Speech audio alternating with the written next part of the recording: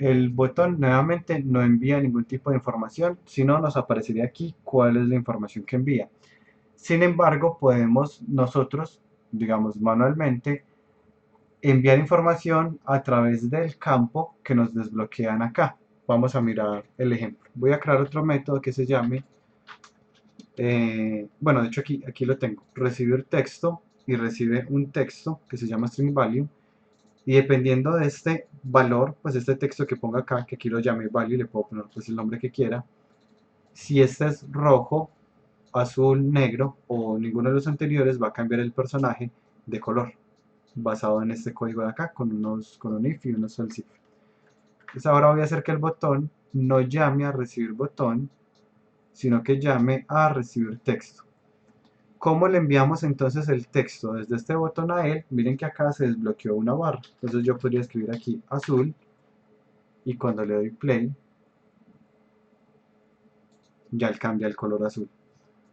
Miremos que acá cómo funciona, digamos cuál es la lógica detrás de esto. Este es un botón que pertenece a la interfaz de usuario. Este botón funciona internamente utilizando algo que se llaman los Unity Action, que básicamente son eventos, y pues como todos los eventos tendrán su delegado, su sender y su listener. Este es el sender. El sender me dice a quién tengo que enviar el mensaje. Yo le digo, cuando le den clic, envío un mensaje a este objeto. ¿Cuál es este objeto? Pues ese objeto es este de acá. Luego de saber a quién le tiene que enviar el mensaje, él me dice, listo, ya sé a quién le tengo que enviar el mensaje. Ahora, ¿qué mensaje le voy a enviar? Entonces el mensaje que le va a enviar es que va a llamar a el método que se llama, perdón, al script que se llama UIExample. Miren que acá me desbloquea todos los posibles scripts a los que puedo acceder del personaje.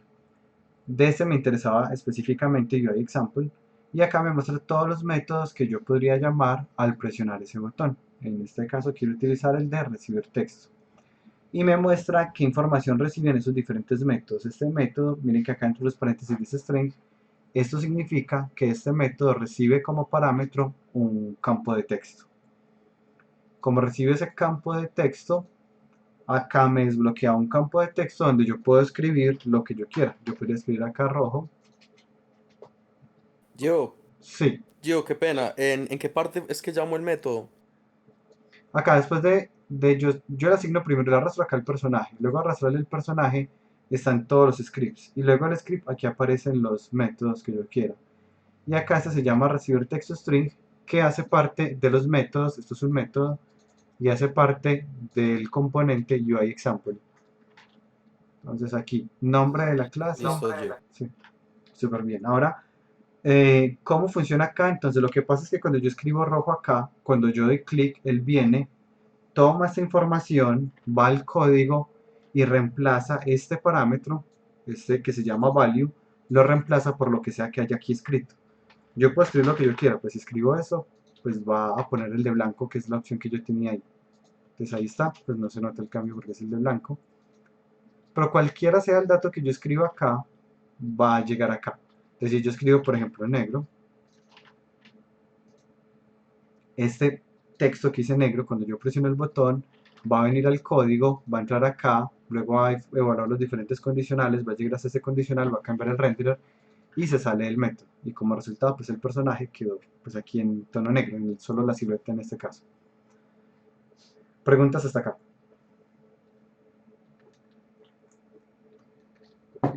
Jonathan, ¿alguna pregunta?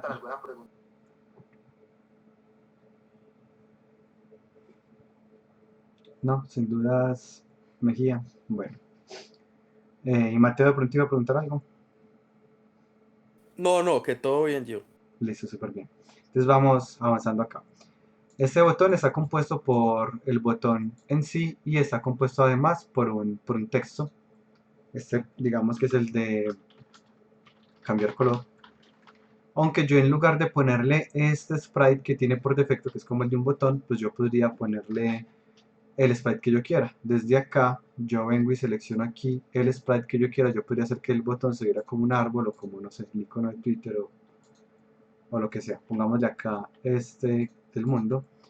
Si se les daña la proporción, pues uno puede ajustarla manualmente, pero hay un botoncito aquí que dice preservar aspecto, que cuando lo selecciono pues garantiza que no se va a deformar el aspecto que tenía. Y bueno, va a seguir funcionando el botón. Igual, pues indiferente a la forma que le pongamos. Ya entendiendo cómo funciona el botón y viendo que él no envía ningún parámetro por defecto, vamos a ver otro tipo de elementos de la interfaz. Por ejemplo, tenemos uno que se llama Input Field. El Input Field lo que nos permite es entrar a un campo de texto que está acá. Pues él está compuesto por varias partes. El texto que ingrese el usuario, que por defecto está vacío porque lo va a ingresar el usuario, y el placeholder. El placeholder es esa información que le vamos a presentar al usuario antes de que él ingrese sus datos. Entonces acá normalmente uno pondría como un ejemplo o una pista de lo que tiene que ingresar. Acá, por ejemplo, escribamos ingrese color y ya ahí estaría. Les recuerdo que podemos cambiar la fuente, por ejemplo, que es lo que habíamos visto en la clase anterior. Y también vimos cómo crear la fuente. También puedo cambiar pues si va a estar en negrita, si va a estar en cursiva o no, etc. Ahora ya este input field va a presentarnos unos métodos diferentes a los del botón. En el botón yo solo tenía un evento que era un clic. Miremos que aquí tengo 4 eventos diferentes. Cuando yo cambio el texto que había escrito, cuando yo termino de escribir, cuando lo selecciono o cuando lo deselecciono.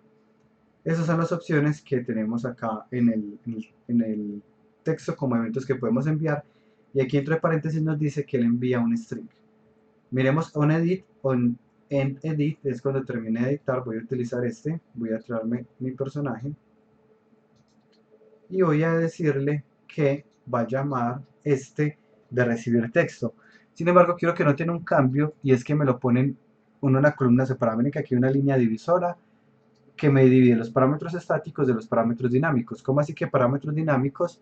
Como el parámetro que este recibe, que es un string, coincide con el parámetro que le envía, que también es un string, esto se considera un parámetro dinámico, en donde lo que sea que yo escriba acá, se va a enviar al script y va a quedar almacenado acá. Lo que sea que yo escriba acá, va a quedar almacenado en esta variable que yo llame value. Por eso se conoce como un campo, pues, o como un, digamos, método dinámico, es el nombre que le dan acá. Ya acá no me aparece la barra de texto para escribir porque la barra de texto no la necesito porque lo que voy a enviar pues va a ser con base en lo que se escriba acá.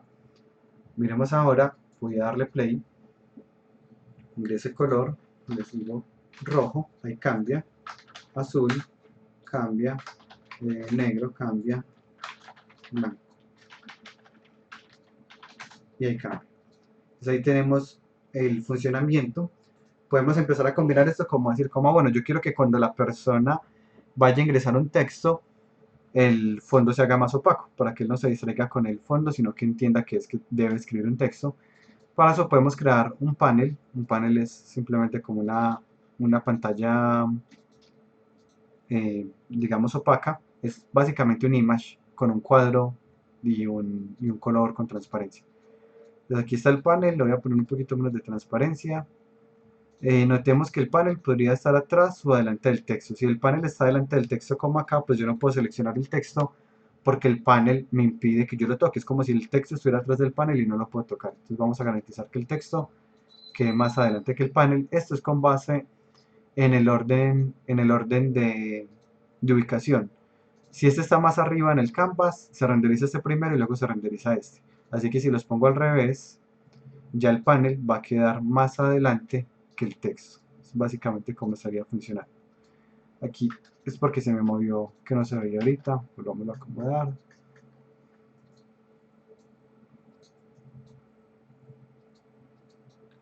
Ahora lo que voy a hacer es que este panel va a empezar por defecto desactivado, pero cuando yo vaya a ingresar un texto, quiero que se active ese panel. Así que voy a utilizar este método que se llama onSelect. Podríamos hacer un script, sin embargo no hace falta. Una de las, digamos, de las ventajas del UI de Unity es que es un sistema muy, llamémoslo, autosuficiente, en donde yo puedo modificar muchos elementos, casi que crear un menú completo sin necesidad de utilizar código. Entonces voy a decirle acá que cuando yo seleccione, llame al panel y lo active. ¿A quién pertenece el método activar? A GameObject. Entonces GameObject, setActive. Y acá lo marcamos, esto es un checkbox, que envía un falso a un verdadero, ahí dice en falso, cuando le pongo un chulito, cuando lo marco me envía un verdadero. Y bueno, pues probemos esta primera parte antes de seguir avanzando. Entonces aquí le digo ese color, le digo rojo, enter, y él ya se puso. Si yo quisiera volver a apagar el panel, ¿en cuál de estos eventos podría hacerlo?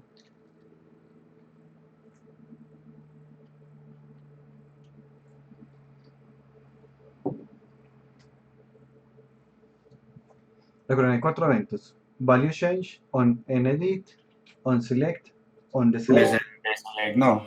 Deselect sería una buena opción. O también en Edit. Exacto, sí, cualquiera de estas dos parecen buenas opciones.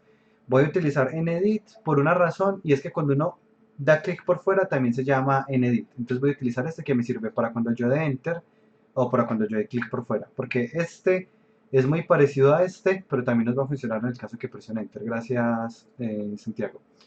Ahora voy a llamar al panel y voy a venir acá al GameObject, ser active, otra vez, pero esta vez sí lo voy a dejar en falso. Y aquí tenemos, otra vez le doy clic, digamos negro, enter, ahí está, o vuelvo y le doy clic, el problema es que no lo había, como no lo deseleccioné, no se volvió a llamar. Rojo, y si doy clic por fuera, igual, pues me funciona y se quita el panel. Algo muy parecido podemos hacer para crear un menú, podemos tener botones.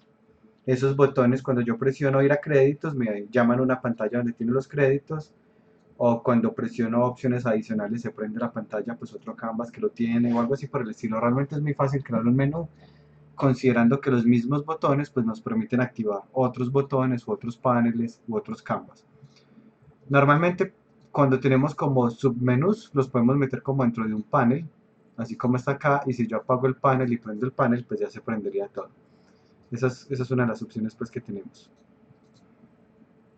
Ahora voy a continuar con... Gio, Sí, entonces el panel es como, sí, estar en pausa y no poder acceder al juego, o sea, es pausarlo básicamente. es opacar la pantalla, pero realmente si queremos pausarlo sí tendríamos que hacer un script que nos llame el timescale y lo ponga Ok, en cero, para que no se mueva nada más. Aunque ya dependiendo de la naturaleza del juego, puede o no que se pause, porque hay muchos juegos donde uno abre el menú y el juego sigue corriendo, pues es uno buscando en el menú rápido qué es lo que tiene que hacer para no, digamos, morir mientras está en pausa. Eso es muy común, sobre todo en los juegos pues online, en el Elder of Scrolls. No sé si han visto, uno presiona los diferentes menús que él tiene y le pone acá una pantalla sobrepuesta, pero igual el juego sigue corriendo. Es decir, uno fácilmente mientras va al menú y se cambia de ítem, uno podría morir si uno está en una batalla. Ya, si ese es el caso, pues lo hago así. Simplemente acá está el panel que me opaca un poco el fondo para yo concentrarme en esto, pero no significa que pause el juego. Si quiero pausar el juego, ahí sí, un script que me ponga el timescale en cero. Gio, entonces es posible poner valores para cambiar, por ejemplo, la posición de un objeto también. Sí, pero ya sí tendríamos que ayudarnos con código. Pues yo podría hacer, ¿habrá algún ejemplo Ok. como de lo que se imagina? Profe, si yo quiero llamar el panel con una tecla, por ejemplo, Escape, ¿hay alguna manera de hacerlo así? Mm, Esto se... no, ya sí sería con script de Unity que le da la tecla Escape. Pero estos eventos como son de click y no, pues de click o touch, el UI funciona con click o con touch, no con entrada de texto.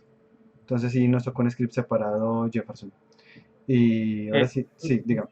Gio, perdón, no, lo que tenía pensado era que para ayudarme a estudiar física quería hacerme un programita que me permitiera como hacer el movimiento parabólico para poder hacer los análisis del movimiento acelerado y todo eso. Pero entonces la idea era poner unos espacios de texto para poner ahí los valores y poder cambiar las trayectorias y eso es posible. Pues con código es posible llamarlo así. Sí, de hecho sería algo como eso. Hagamos acá un ejemplo con recibamos acá un transform, ejemplo, y voy a crear un método que se llame public void física sin tilde para que no nos ponga problema. y voy a recibir aquí un texto, que este va a ser, pues voy a hacer un tiro parabólico. No sé si recuerdan, tiro parabólico es y igual a y sub 0 más b sub 0 por t más un medio de la aceleración por el tiempo al cuadrado. Este es un tiro parabólico en general. La aceleración, pues si estamos en la Tierra, será la gravedad, y como la gravedad para abajo, será negativa.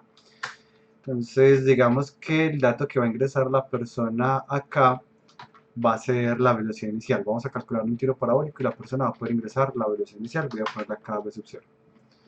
Así que yo haría algo aquí como float y igual, supongamos que la altura inicial es 10. Esto pues lo estoy eligiendo aquí de la nada. Más la velocidad inicial. Bueno, no, por aquí voy a necesitar en el update porque necesito que se mueva. Entonces sería diferente. Float b sub 0 igual a 0. Cuando él venga acá, este b sub 0 va a ser igual al b sub 0 que me ingresaron como parámetro. Voy a hacer algo acá nada más pues para obligarme a explicar algo, y es acá, esto no tiene sentido porque yo aquí estoy tratando de hablar de este y aquí estoy tratando de hablar de este, pero el computador pues no los va a diferenciar como yo. Para él ambos van a ser este de acá. Cuando el parámetro y la variable se llaman igual, debemos o cambiarle el nombre al parámetro, pues lo que hacen muchos es que le ponen, digamos, acá guión bajo, y ya pues son nombres diferentes. O lo que podemos hacer es poner este con this punto, y ya él sabe que estoy hablando de este de acá arriba.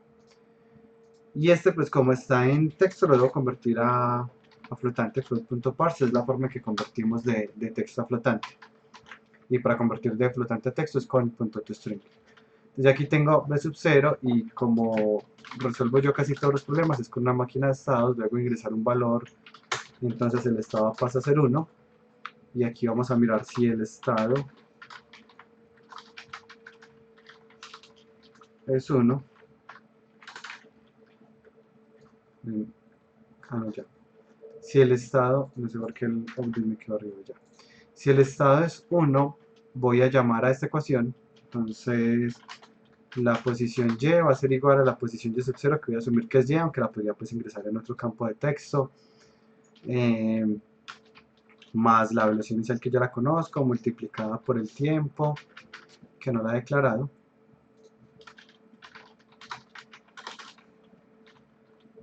Cada vez que vuelvo acá voy a volver a poner el tiempo en 0, porque por ejemplo el tiempo ya no estaba en 0 cuando lo presioné. El tiempo hace ser 0, multiplicado por el tiempo, menos 9.82 creo que es la gravedad. 9.81 dividido 2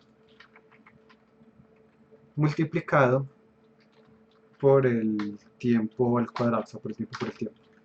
Y aquí tengo un tiro parabólico basado en esa velocidad inicial que le estoy dando. Aquí esta es la velocidad inicial, se la estoy dando en, pues estoy asumiendo, siendo estricto con el nombre en física, esto es velocidad inicial en y, porque estamos calculando y, pues velocidad inicial en y. Suponiendo que la persona me diera la velocidad inicial y no la velocidad inicial en y, necesitaría hacerlo multiplicado por coseno de, perdón, por seno. Eso es un triángulo que se forma aquí así. Me queda más fácil hacer un cuadro. Entonces, cuando uno tiene la velocidad inicial es como la diagonal, esta es la hipotenusa. Pero en la ecuación uno utiliza es b sub 0y, que viene siendo, pues si yo quiero encontrar esta, teniendo esta, utilizo relaciones trigonométricas, el que me relaciona el opuesto y la hipotenusa es seno, que es seno del ángulo, es igual a opuesto sobre hipotenusa, b sub 0y sobre b sub 0. Entonces si yo paso a multiplicar b sub 0 acá, pues ya sé que la velocidad inicial en y es la multiplicación de la velocidad inicial por el seno del ángulo. Entonces esto va a ser aquí por el seno del ángulo, que por ahora pues también voy a asumir que lo conozco, que van a ser 45 grados, y pues esto lo recibes en radianes, entonces me toca multiplicarlo por esto acá. Esto es como multiplicar por pi y dividir sobre 180. Ya aquí por fin puse la ecuación, ya en tiro parabólico con 45 grados, una velocidad inicial de y ahora lo que haré es transform.position igual a nuevo vector 3 x, y, 0 porque es 2D, y me falta también la ecuación de x. En x no hay aceleración, como es un movimiento sin aceleración, es más o menos es esta misma ecuación, la posición inicial en x, que normalmente en física la asumen como 0 porque paran el sistema de referencia justo ahí donde está parado el objeto, más la velocidad inicial en x, que sería la velocidad inicial, pero por el coseno del ángulo, más la aceleración que es 0 porque no hay ninguna fuerza que le esté aplicando hacia allá. Si estoy equivocado con algo me corrigen, yo vi física hace demasiado tiempo. Entonces aquí estaría x, y, 0 y me faltó multiplicar por el tiempo. Entonces ahora vamos a crear aquí un sprite. Este sprite que va a estar por acá, que va a ser un fantasmita, es el que nos va a ayudar a hacer el tiro parabólico. Entonces acá tengo mi input field, bueno, el fantasmita tendré que crearle este componente, example, y aquí en este pues voy a quitar lo que había hecho ahorita, voy a dejar solo este onEdit, voy a ponerlo por acá, voy a llamar al fantasmita, voy a llamar a example, va a llamar al método dinámico que llamé física, public void física, aquí está, y le va a enviar ese valor como la velocidad inicial. Vamos guardando por acá. Entonces aquí el estado va a empezar en 0, el fantasmita pues va a estar completamente quieto, y ya cuando yo llegue acá, no sé, 10, se movió supremamente rápido. Ya voy a mirar que me equivoqué. Entonces si estado es 1, no, que incrementa el tiempo. T más igual time.delta time. Y ese 10 es este, pues si se fue para allá arriba es por este valor de acá. Voy a poner un valor más bajito.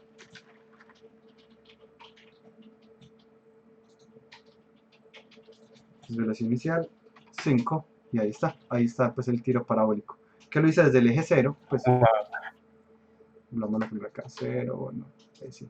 Y ahora miremos cómo sería con 10 y ahí está. Inclusive, bueno, no, pero hasta ahí claro antes de seguir avanzando. Sí, Gio, muchas gracias, qué bacano.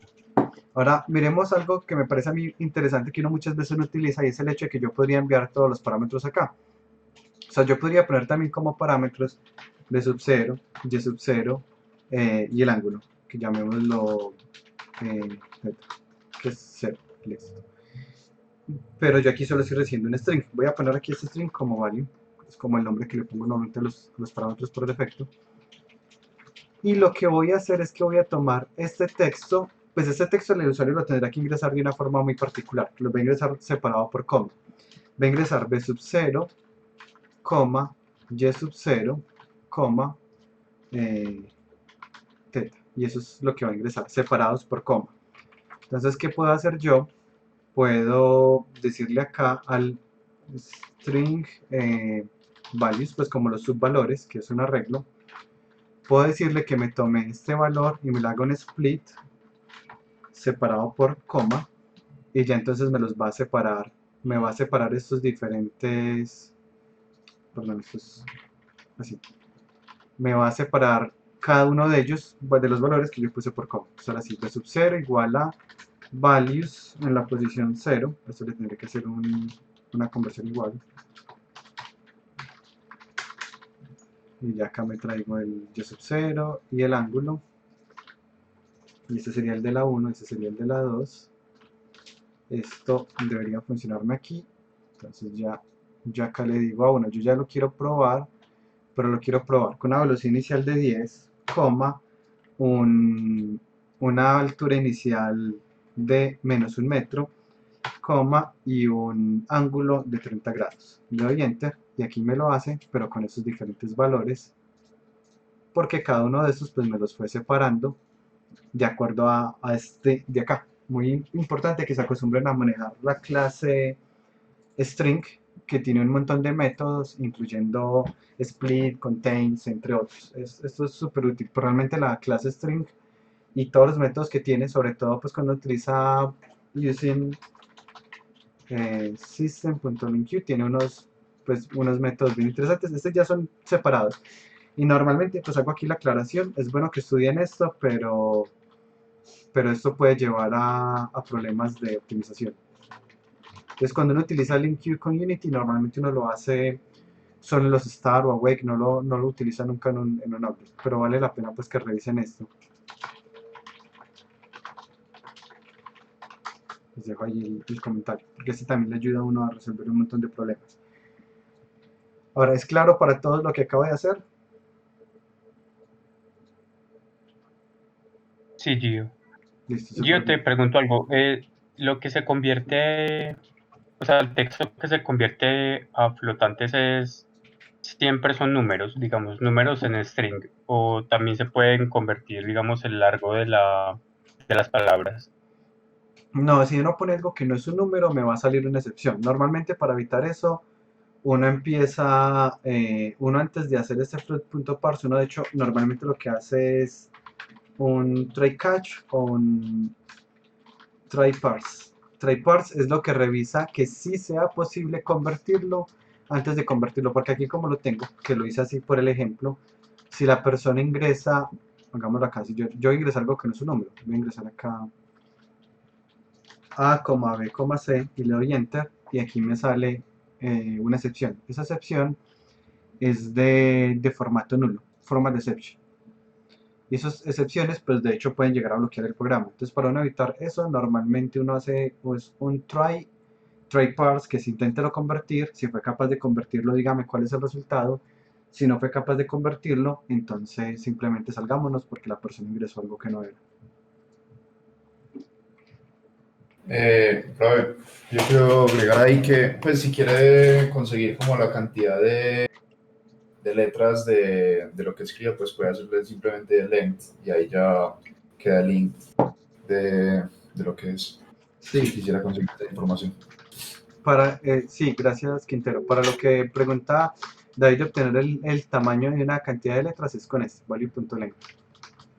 Y pues porque eso igual funciona como un arreglo, pues length igual que en los arreglos, y si usted le dice value en la posición 0, obtiene la primera letra, aquí la segunda letra y así sucesivamente. Se haga de cuenta que un string es un arreglo, pero es un arreglo de solo lectura, no se puede modificar en la misma anotación de los arreglos, se puede leer, no se puede escribir.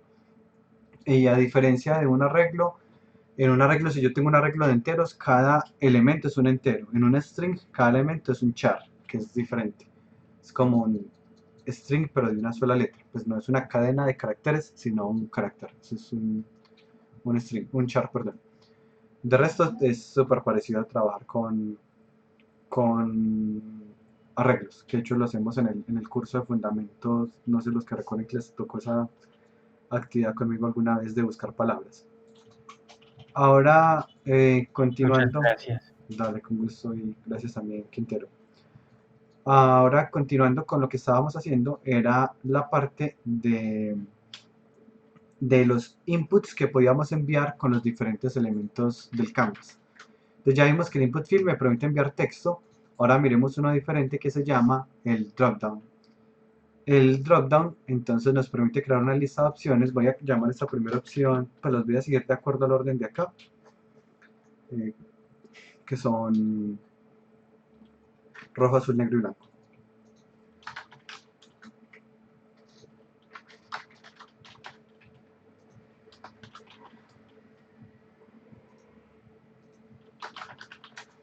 Un dropdown es una lista desplegable. Esta lista desplegable pues me mostrará las diferentes opciones que yo escriba acá. Este dropdown yo lo puedo conectar con un método, volvamos a llamar aquí al personaje.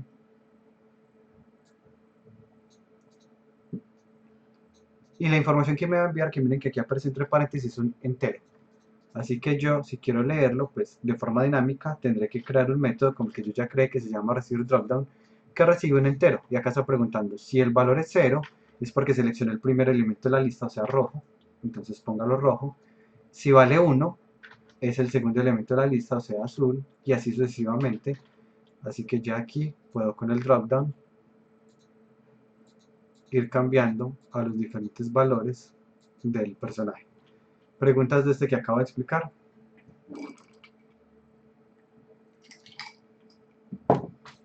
Súper bien, entonces vamos a continuar. Ya vimos input field, botón, drop down. Hay otro que es el checkbox. El checkbox es muy básico, me envía un falso verdadero. No vale la pena pues que le saque un rato para explicarlo. Voy a explicar slider. Ahora miremos acá slider. El slider me envía una información que es un flotante. Acá voy a poner un slider cuyo valor mínimo sea 0.5 min value y el valor máximo sea 3. Y cuando yo mueva el slider quiero que me llame un método, y ya sabemos que aquí nos va a enviar, pues de hecho aquí aparece como símbolo, lo que le envía es un float. Vamos a llamar uno que se llame recibir slider, me lo muestra también como los dinámicos. Y en este de recibir slider lo que estoy haciendo es que el tamaño del personaje lo voy a multiplicar por el valor del slider. Así que si yo pongo el slider más grande, el personaje se hace más grande, o el slider más pequeño, el personaje se hace más pequeño. Y pues seguirá funcionando. Miren que acá lo que tengo es un envío de información, en este caso de flotantes. Y ese flotante pues yo hago con él lo que yo quiero. ¿Alguna pregunta de este último? Vamos avanzando entonces. Ya acá tengo la explicación de los principales. Ahora explico cómo enviarles información, pero antes de eso quiero hablar un poco nuevamente de un concepto que yo les había mencionado, que es el concepto de máscaras.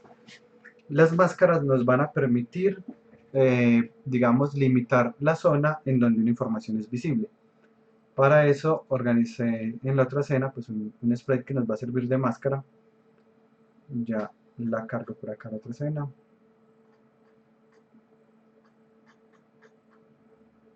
Que es esta UI. La idea es hacer pues algo así como una barra de vida custom, que es como esto que tengo acá, donde tengo una barra de vida que puedo bajar y tiene una forma diferente, ¿cierto? Pues no es la forma de siempre, sino que tiene una forma no de slider plano, sino de esto que se ve acá. ¿Cómo podemos armar algo así?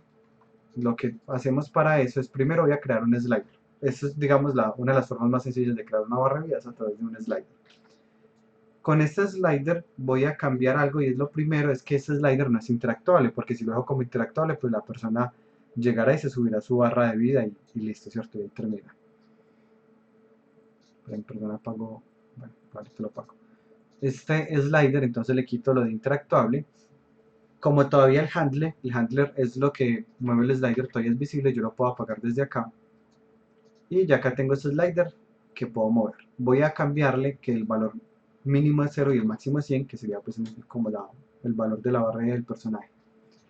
Y voy a ajustarle los diferentes elementos. Él tiene por dentro uno que se llama background. El background está bien, va desde el inicio hasta el final, pero el fill area no llega hasta el final. Miremos que el fill area, aunque esté en 100, no llega hasta acá. Normalmente no llega hasta ahí es porque el handler no, pues el botoncito que yo selecciono para moverlo no permite que uno vea que no está lleno, pero como se lo quitamos se nota, entonces voy a cambiarlo acá arrastrándolo hasta acá este slider. Y bueno, pues de hecho aquí voy a mirar que sí esté llegando hasta acá. Y este fill, bueno, de hecho debí cambiar es el fill area, no me equivoqué. Voy a modificar este que se llama fill area. Este está acá y hasta un poquito más atrás. Ahí está. Ahora el background es el color que va a tener el fondo de la barra de vida. Digamos que puedo ponerle que tenga un valor rojito y que el que se llena tenga un valor verde. Como resultado, cuando yo muevo el slider, el fondo se va viendo rojo, que es este que llamamos background, y el fill es verde porque es el que acabamos de llamar pues fill. Entonces aquí ya está nuestro slider completo, ya llega hasta el final. No llega hasta el principio, por ahora no me preocupa pues precisamente por la modificación que vamos a hacer de la máscara, entonces lo dejaría así. Ahora la máscara funciona ocultando una zona, solo donde esté la máscara va a ser visible. Y es digamos lo que queremos hacer. Voy a poner esto súper ancho. Para crear una máscara creamos un objeto tipo UI image. Entonces aquí ya creé mi imagen. Y le pongo el sprite que yo quiera. Acá entonces voy a ponerle este sprite de barra de vida. Voy a decirle otra vez que preserve el aspecto de modo que no se nos quede pues como en las proporciones que no es. Y ya aquí le ajusto como los valores. Sería digamos más o menos como por acá. Ahí ya está mi máscara, que es esta de acá. Ahora, ¿cómo hago que solo donde es blanco se vea?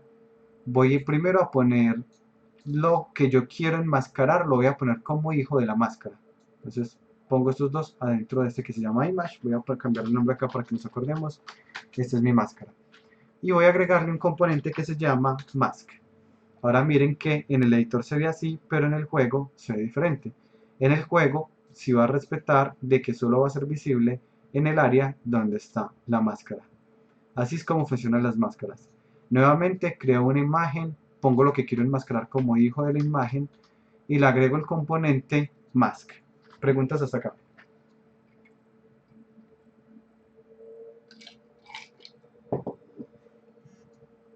No hay dudas, súper bien. Ahora vamos a interactuar con él. Tengo acá un objeto vacío pues, que me va a representar el personaje. Y en este objeto vacío que es el personaje, importé la librería UnityEngine.ui, serialicé el slider, tengo una vida, una regeneración de vida y le estoy diciendo que la vida va a ser más igual a la regeneración de vida multiplicado por el tiempo. Recordemos que la vida está en unidades de vida, mientras que la regeneración de vida está en unidades de vida dividido segundo. Así que si yo lo pusiera solo así, sería un error. Le estoy sumando a vida algo que es vida dividido segundo. No coincide por unidades, pero cuando lo multiplico por el tiempo, se cancela el segundo de este con el segundo del denominador de este, haciendo que las unidades sean correctas y aparte que no nos vaya a funcionar diferente dependiendo del computador. Este clap me garantiza que la vida no va a subir más de 100 y que no va a bajar menos de 0. Y luego el slider, que lo tengo acá serializado, le voy a asignar ese valor de la vida. Pues acá voy a arrastrar el slider acá. Y cuando le doy play, pues ya este valor de la vida se va a reflejar acá en el slider. Se está subiendo el slider porque tenemos una regeneración de vida que hace que esto precisamente pues vaya subiendo. Si en algún momento la persona pierde vida, pues bajarán esto y él se va a actualizar. Y así sería como la forma en que nos comunicaríamos con ellos. Acá lo tengo serializado, como ya les mencioné alguna vez, lo ideal es que no lo hagan de esta forma, sino comunicándose siempre por eventos, pero para ahora que lo que me interesa es mostrar cómo acceden a ella, es suficiente. ¿Alguna pregunta acá antes de continuar? ¿por qué dices que es más importante hacerlo por eventos? Para manejar más independencia, porque acá, supongamos que esto fuera el personaje depende del slider, la idea es que no sea así. El personaje debería enviar un evento diciendo perdí vida y el slider escucha ese evento y dice, ah, listo, el personaje perdió vida. Ahí el slider depende del personaje, eso es válido, pero el personaje no depende del slider, que es lo ideal. Aparte de que con eventos tiene más sentido porque el personaje pierde vida y hay más de un elemento interesado, no solo el slider, sino que también le puede interesar al renderer, porque puede ser que yo ponga el personaje cada vez como más desgastado, le interesa el manager del VFX porque va a llamar un efecto de golpe o algo así por el estilo, le interesa a, no sé, algún aliado que tiene alguna implicación o algún cambio en él cuando el aliado pierde vida, pues cualquier tipo de elementos, manejar los eventos nos permite que algo sea muy escalable, o sea, solo me interesa anunciar que perdí vida y ya a quien sabe que otro script le interesa escucharlo, pero la ventaja es que como ya está como un evento, uno en cualquier momento crea su nuevo script que lee ese evento y hace algo con esa información. O sea, nuevamente yo siempre recomiendo mucho que trabajen por eventos todo. No sé si con eso queda un poco más claro, David. Sí, muchas gracias. Listo. Continuando por acá, voy a hacer algo parecido a lo que habíamos visto como el que les mostré que hice Forest Chapter 1, pues alguna animación. Voy a hacer algo aquí muy, muy sencillo, pero para que veamos cómo se hacen más o menos estas animaciones. Entonces pensemos que yo acá tengo mi canvas, y en mi canvas yo creo un texto que dice hola mundo, y creo una imagen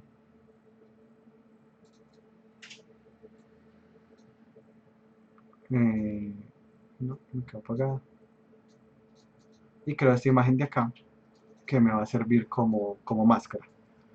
Entonces acá está esta imagen, el texto va a ser hijo de la imagen, y la imagen se va a comportar como una máscara. Entonces ya acá, solo, bueno, voy a cambiar el color a eso para que se note, solo donde está la máscara se va a ver el texto. ¿Cierto? Miren acá, solo donde está la máscara se va a ver el texto. Es más o menos esta como la lógica. De hecho voy a hacer una animación diferente, voy a hacerla con movimiento. Entonces la máscara ya tiene el tamaño correcto.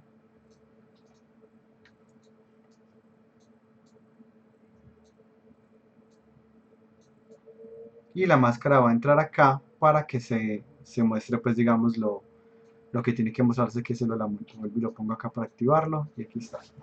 Ahora, ¿cómo hacemos una animación? Pues abrimos la ventana de animación, seleccionamos el objeto que queremos animar, él nos va a decir que no hay ninguna animación, que si queremos crear una, yo le digo que sí, voy a guardar en la carpeta de animaciones, UI, voy a llamar a esta UI Anim Example 2, y ya aquí me aparece para crear mi animación. Voy a mover la máscara hacia la derecha, eso es mover su posición. Acá está ya agregado voy a darle grabar. En el frame voy a borrar los frames que tenga adicionales. En el frame 0 voy a moverlo un poquitico para que él sepa que estoy grabando esto. Y ahora me voy hasta el segundo 1, y ya en el segundo 1 este va a estar aquí en el centro. Veremos la grabación que acaba de hacer. Esta es, digamos, la animación que llevo. Ahora voy a darle agregar propiedad, y pues como el texto también se mueve porque sigo, entonces me interesa moverlo para la izquierda. Y ahora aquí voy a mover la posición la posición del hijo, que es este que se llama text. Entonces voy a agregar este rect transform de él, y voy a mover este que se llama posición. Voy a darle grabar, y voy a mover este texto aquí al inicio. Voy a ir ahora al segundo 1, y en el segundo 1 le voy a decir que esté acá adentro. Voy a quitar grabar y miremos cómo me quedó la animación. Esta es la animación. Esta es mi animación. Le voy a quitar, ya la animación pues me quedó grabada. Voy a quitarle a la animación que acabé de crear el loop, para que solo ocurra una vez. La ventaja cuando la creamos así es que él de una vez le pone, a lo que animamos ya le pone el animator, y ya le pone inclusive su animator que acabamos de hacer. O sea, ya no hay que hacer nada más, él ya lo hace por uno. Le doy play y la animación pues se vería así, que es pues lo que acabo de animar. Súper sencillo, pero es como el ejemplo de lo que podemos hacer con máscaras y animaciones. Yo podría decir, bueno, yo quiero que la máscara sea invisible, que solo se vea el texto. Acá hay una opción que nos dice en la máscara Show Mask Graphic. Si la apago, significa que la máscara funciona como máscara, pero la máscara no es en sí visible. Le doy play y acá vemos que es como si hiciera esta transición de hola mundo escribiéndose. Y con eso pues podemos hacer unos UI o unas entradas para el usuario mucho más llamativas, que haciéndolas pues como completamente planas. ¿Alguna duda de esto que acabo de explicar?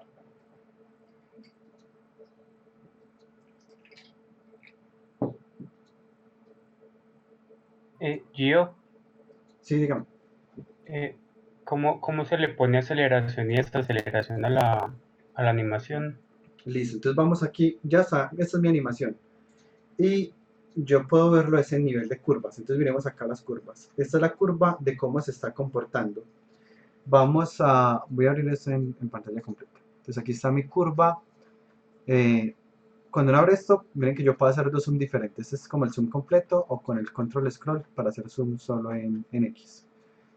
y vamos a ver qué es cada curva. Cuando yo selecciono a ver, ya. Esta curva es la del papá, la de la máscara es esta de acá.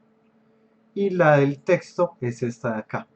Miremos que lo que está pasando, pues vamos a ver acá, este verde es el eje Y, el eje Y no se movió respecto al tiempo, por eso está aquí quieto. El eje X sí se movió, entonces miremos cómo fue la curva en la que se comportó. Él se empezó a mover desde la posición 270 hasta la posición 0. Yo quiero que sea diferente la aceleración, pues yo puedo mover esta curva. Voy a hacer que sea como que se mueva súper rápido, que sea bien violento la forma en que se mueve. Entonces voy a ponerlo por acá. Voy a ir donde el papá, que es este de acá, y miremos que acá la posición del pasó de la posición menos 140 más o menos a la posición 0. Y bueno, voy a hacer lo mismo, que sea mucho más violenta. Entonces la curva la voy a mover por acá. Ya edité las curvas, quito el Maximize y probémoslo acá. Y ahí está, pues muchísimo más violento la transición. ¿Es claro cómo puedo mover las curvas ahí, David? Sí, yo muchísimas gracias. Listo, súper bien. Ahora, en este poquito tiempo lo que quiero que revisemos es la parte del audio. De la parte del audio es un tema que yo retomo nuevamente cuando lleguemos a 3D, así que lo que les quiero explicar acá es muy básico, pero me parece importante que lo hagamos de una vez. Para mostrarles la parte del audio voy a dejarles de compartir y voy a compartir la aplicación. Acá en este momento deben estar viendo ya el proyecto y escuchando pues la música de fondo y el audio ambiental. Porfa, alguien me avisa si se escucha. Listo, súper bien. Ahora quiero que noten algo. Cuando yo el personaje lo acerco al agua, el sonido de agua se hace mucho más fuerte. Pero cuando yo me alejo del agua, ya es mucho más suave. Voy a bajarle un poquito el volumen que no alcanzo a escuchar yo mismo bien. Listo, entonces otra vez. Me acerco al agua, suena fuerte, me alejo, ya no suena tan fuerte. Inclusive si yo me hago por acá, en el audífono izquierdo, pues yo que tengo audífonos puestos en el audífono izquierdo, ya yo escucho el agua, en el derecho casi no la escucho, y así pues se va funcionando como de esa forma estéreo. Cuando yo subo, aquí el árbol tiene el sonido como de las aves, lo mismo lo escucho más fuerte, aquí lo escucho más por el oído derecho que por el izquierdo, aquí estoy escuchando un poco el agua, inclusive si uno detalla, el agua está sonando abajo, porque esto es lo que se conoce como sonido tridimensional, que ahorita por alguna razón pues le dicen sonido 8D, pero pues realmente sigue siendo sonido tridimensional. Y acá digamos que como funciona es que uno, digamos, si se concentra puede notar que el agua de hecho está sonando más abajo y que esto está sonando más arriba. Antes de pasar otra vez al proyecto, quiero que noten que cuando estoy acá el sonido cambia,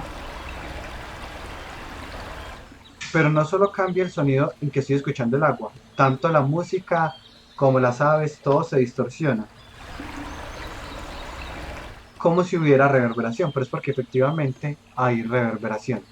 Lo otro es que quiero que noten que uno puede hacer cambios suaves de música. Supongamos que yo entré en combate, entonces ya la música va cambiando despacio hacia una música ya más de combate, pero no fue un cambio brusco. La idea siempre que tengamos pues como cambios que el usuario va a percibir, la idea es que no los hagamos bruscos. Los cambios bruscos en videojuegos y en aplicaciones en general no son bien vistas, son muy incómodas para el usuario dependiendo de qué tan brusco sea el cambio que hagamos o el tipo de cambio. Inclusive podemos causar motion sickness. La idea es que todos los cambios que hagamos siempre sean muy sutiles. Voy a empezar a explicar un poco con más detalles todo lo que acaba de ocurrir. Primera recomendación, a la cámara, van a buscar la cámara de su proyecto y le van a quitar el componente Audio Listener.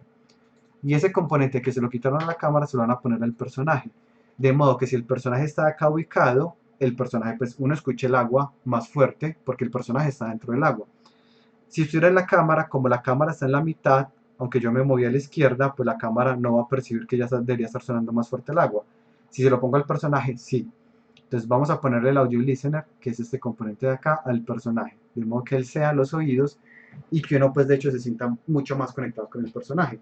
Y bueno, y eso tiene también que ver con temas de jugabilidad. Hay algún proyectil acercándose al personaje, de izquierda a derecha, yo lo puedo escuchar porque el personaje es el que tiene el audio listener. Siguiente recomendación, pues todos los sonidos que necesitemos que tengan ese efecto 3D, los vamos a marcar aquí desde el audio source como 3D, que es esta opción de acá, 3D. Este de acá y este de acá están marcados como 3D y por eso se comportan de forma tridimensional, permitiéndome escuchar si está más abajo, más arriba, o más a la izquierda, o más a la derecha, y si estuviéramos en un proyecto 3D, inclusive me diría si está sonando atrás o adelante. La forma en que esto funciona son unos algoritmos muy complejos, pero que ya pues Unity tiene resueltos, junto con otras empresas que tienen pues sus propios plugins, en el que si algo está atrás, van a hacer que el sonido, pues cuando algo suena atrás, se choca con las orejas, con la parte de atrás de las orejas. Por lo tanto, la forma en que llega al oído interno es diferente a cuando le hablan a uno de frente, porque se chocó con la parte de la oreja que tiene la curva y que efectivamente lo rodea. Cuando un sonido llega de izquierda a derecha, pues el sonido va a sonar primero por la izquierda y luego por la derecha. Hay un desfase de sonido, y no solo hay un desfase de sonido, sino que desde la izquierda, al cambiar a la derecha, pasa por dentro de la cabeza y ahí se comporta pues también como una cajita que lo modifica. También cuando el sonido está más arriba, hay unos cambios. Por ejemplo, cuando el sonido está más arriba, se va a escuchar un poco más agudo, un poco más bajo, se va a escuchar un poco más grave. Entonces hay un montón de transformaciones que el audio recibe en el mundo real cuando es tridimensional, pues que es lo normal del mundo real. Ya esos algoritmos, pues Unity los tiene resueltos y los utiliza cuando uno marca algo como 3D. Hay, digamos, personas que no les gusta mucho el sonido 3D de Unity porque de pronto el algoritmo no es el mejor comparado con otros, pero Unity es compatible con otros algoritmos que quizás sean mejores y que vale la pena que exploren. Hay dos plugins que yo he probado y me han parecido muy chéveres, que son el de Facebook, eh, que fue el de Oculus, y el de Google. Google tiene un plugin pues ya de audio 3D que se conecta con Unity, y Facebook también. Cuando empecemos pues en la parte de trabajar en 3D, revisaremos, si nos da el tiempo, pues revisamos esos plugins para mostrar como lo interesante que ellos perciben. Se utiliza mucho sobre todo, por ejemplo, cuando uno va a hacer realidad virtual, porque en realidad virtual, pues el sonido efectivamente uno debería sentirlo que está en esa posición. Están bien hechos estos plugins que hay un juego, por ejemplo, que se llama Enhance de VR, que tiene varios minijuegos, pero uno de ellos es que uno se pone el casco de realidad virtual y ponen a sonar y ponen un sonido en alguna parte de la habitación, y uno debe disparar con el control hacia donde esté el sonido, y normalmente uno atina, pero es porque los algoritmos que emulan ese sonido tridimensional ya están muy avanzados. No es algo que uno le tenga que hacer desde cero. No sé si ellos habrán utilizado el nativo de Unity, porque entiendo que esa aplicación fue hecha con Unity, o se habrán utilizado el de Facebook, porque como es para Oculus, de pronto utilizaron el de Oculus, que es el de Facebook. No sabría, pero funciona súper bien. Pues uno efectivamente en realidad virtual, combinando estos plugins, va a notar, pues al utilizar esos plugins, el nativo de Unity o el de Facebook, va a notar mucho el sonido que efectivamente está donde uno está mirando. Este hecho era uno de los servicios que yo hacía en Taller 5, que yo pedía el casco pues, de realidad virtual en Taller 5 para mostrarles esas pruebas de audio 3D. Ahorita todavía no sé cómo voy a resolver esa parte de la clase, pero luego lo estaré mirando. Ahora, aparte de tener los audio source marcados como 3D, podemos crear zonas de reverberación. Entonces miremos que acá, este circulito que se ve acá es una zona de reverberación que me va a emular el comportamiento de la cascada, porque en la cascada va a sonar diferente, porque estoy encerrado en una cueva, el sonido va a estar rebotando entre las paredes y se va a comportar diferente a cuando uno habla estando afuera. Estas zonas de reverberaciones que las creamos creando un objeto vacío agregándole el componente Reverb Zone, tienen ya unos predefinidos para un emular. Yo aquí el que emulé, pues que es muy marcado, es el de baño, pero realmente cuando uno entra aquí son ahora como si nos estuviera en un baño. Podemos buscar uno que se nos ajuste más para lo que queríamos, o nosotros mismos crear uno custom modificando estos valores. Pero nuevamente, para que todo esto funcione, fueron dos cambios: marcar los sonidos como tridimensional, crear la zona de reverberación y ponerle el personaje que sea el que tiene el audio listener. ¿Alguna pregunta de eso que acabo de hablar acá?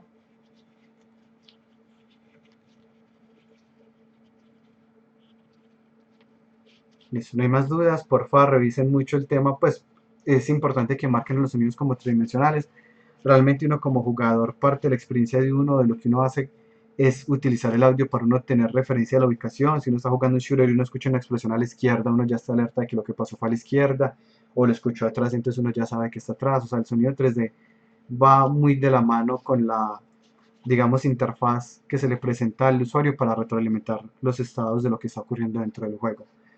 Ahora, por último, lo que les mostré fue el cambio de sonido gradual. Para eso, lo que hice fue crear una curva serializada, y esta curva me representa cómo va a ir subiendo el volumen de la segunda canción, mientras que hay otra curva, pues que en este caso utilicé la misma curva pero al revés, que me va a indicar cómo va bajando el volumen de la otra.